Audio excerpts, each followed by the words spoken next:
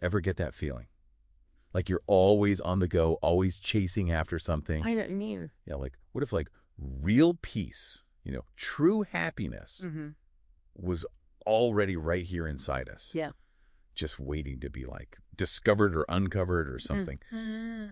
Well, that's exactly what we're going to be talking about today. This Right. idea of Sahaja Samadhi. That's a good one. You've been really digging deep into this, haven't you? I have. And your notes, I was looking through them. Right. They're fascinating. You got your own thoughts and feelings mixed in there, Mm-hmm.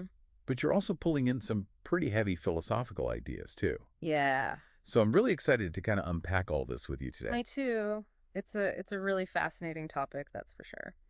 And Sahaja Samadhi, points to this state of effortless enlightenment. Effortless enlightenment. Yeah.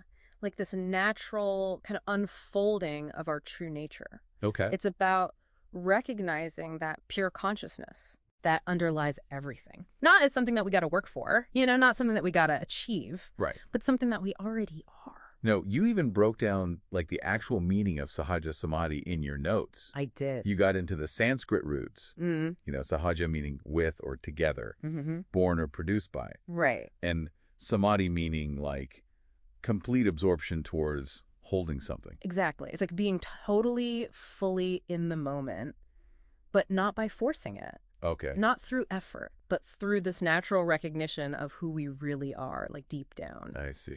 So think of it like this. Imagine you're really into something, like painting or music or even just a really great conversation.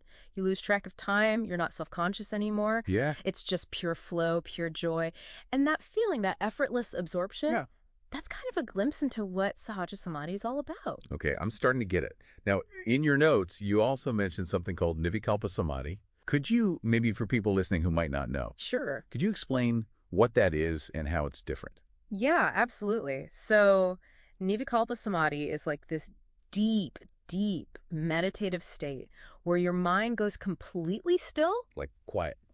totally quiet, free from all thoughts, all distractions. Wow. It's powerful. People describe it as this incredible bliss, like pure oneness. I see. But Sahaja Samadhi, that's different. It's about holding on to that connection to pure consciousness, but while you're going about your daily life, Oh, okay. it's not about, running away from the world. Right. It's about experiencing the world through that lens of inner peace and awareness. So it's like carrying that meditative feeling with you everywhere you go. Exactly. Like you're meditating even while you're doing everyday stuff. The tricky part is letting go of that feeling of I'm the one doing everything, that ego thing. Yeah. In your notes, you mentioned Swami Dayananda. I did. And his perspective on this, he was really clear that Sahaja Samadhi, it's not just a quick experience. It's a complete shift in how we see ourselves, how we see the whole world. Now, you've been exploring this Sahaja Samadhi thing for a while now, haven't you? I have, yeah. Has it changed anything for you, like in your everyday life, how you do things?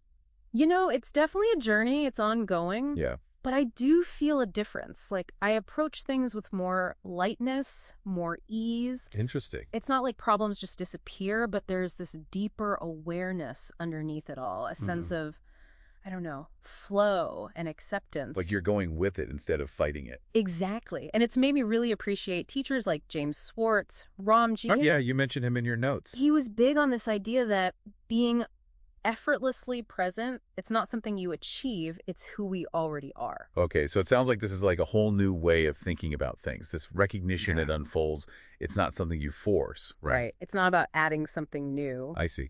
It's more like peeling away layers of stuff that's been blocking our true nature. Like old habits, beliefs, things like that. Exactly. And, things like devotion, karma yoga, studying with a good teacher. Mm-hmm. Those can help clear the way. Okay. Now, you've also been looking into how Vedanta views liberation, moksha. Right. Can you connect those ideas for us? Well, in Vedanta, moksha is all about realizing who you really are deep down, Mm. beyond limitations, beyond suffering. And Sahaja Samadhi, it's seen as a path to get there. A path to moksha. Yeah, but it's not about reaching some finish line. It's a constant unfolding, understanding more and more, aligning with who you really are. Mm. It's about seeing that the peace and freedom we all want, it's not something outside of us, it's already within us.